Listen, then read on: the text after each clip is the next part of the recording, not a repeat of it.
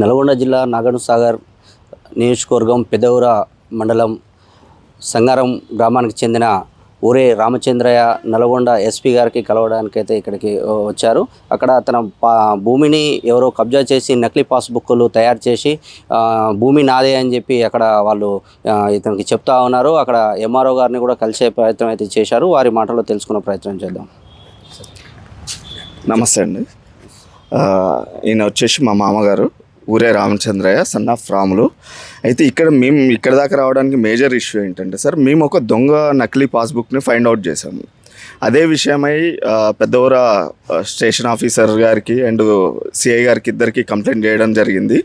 And sir వచ్చేసి ఆ టైంలో ఏమన్నారంటే, ఇది మనం సర్టిఫై చేయలేము, మీరు ఎంఆర్ఓ ఆఫీస్ నుంచి సర్టిఫై చేసి తీసుకురండి, దాని వెనుక ఉన్న మూటాని మనం ఇది చేద్దాము అని చెప్పి ఫస్ట్ చెప్పారు.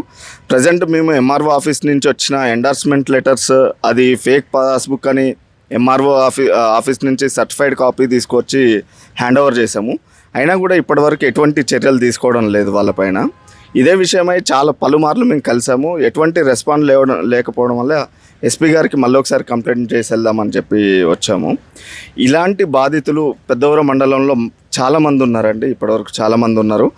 ఈ చాలా సింపుల్గా ఒరిజినల్ పట్టా పాస్బుక్ ఏ విధంగా అయితే ఉంటుందో సేమ్ అదేవిధంగా పోలిన ఒరిజినల్ పట్టా పాస్బుక్ని తయారు చేస్తున్నారు. ఇది ప్రజలకు నష్టం కలిగించే విధంగా ఉంది కాబట్టి దాని మీద ఎట్టి పరిస్థితుల్లో చర్యలు తీసుకొని ఎవరైతే అక్రమార్కులురో వాళ్ళని తొందరగా రిమైండ్ చేయాల్సిందిగా ఎస్పీ గారిని కోరుతున్నాము. దీనికి సంబంధించిన కాపీస్ కూడా మన దగ్గర ఉన్నాయండి. ఇది పెద్దవర ఎస్ఐ గారికి కంప్లైంట్ చేసిన కంప్లైంట్ కాపీ.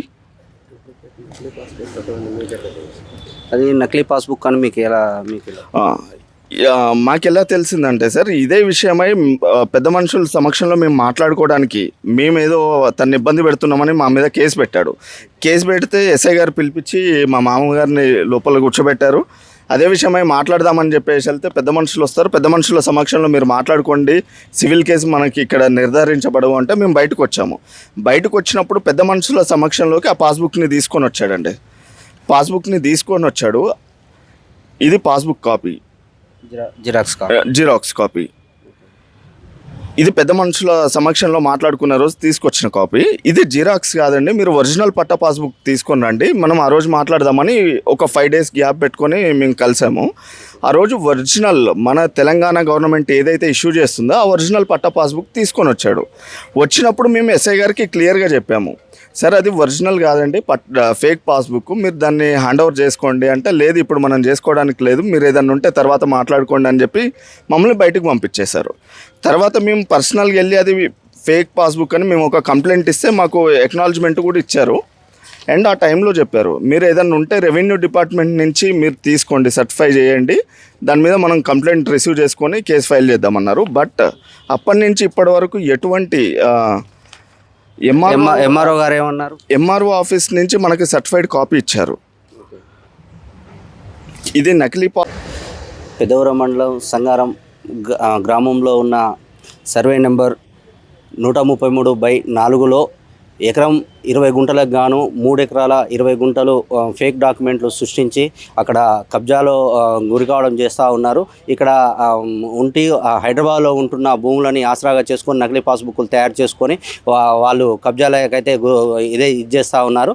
దీని మీద ఈ నకిలీ పాస్ పుస్తకాలు ఎవరైతే తయారు చేస్తున్నారో వారి మీద సంబంధిత అధికారులు కానీ అక్కడ ఉన్నటువంటి ఎస్ఐ కానీ సిఐ కానీ వాళ్ళ మీద చర్యలు తీసుకోవాలని చెప్పి వీళ్ళు ఇప్పటికే వాళ్ళని కలవడం అయితే జరిగింది. ఈ ఎంఆర్ఓ గారు కూడా దీనికి కేసు చేయండి అని చెప్పి వాళ్ళు సర్టిఫై చేసినా కూడా అక్కడ ఉన్నటువంటి ఎస్ఐ కానీ సిఐ కానీ కొంచెం ఇది సివిల్ మ్యాటరు, ఇది మీరు కోర్టు ద్వారా కానీ తెలుసుకోవాల్సిన విషయం అని చెప్పి కాలయాపన చేస్తున్నారని చెప్పి వీళ్ళు చెప్తా ఉన్నారు.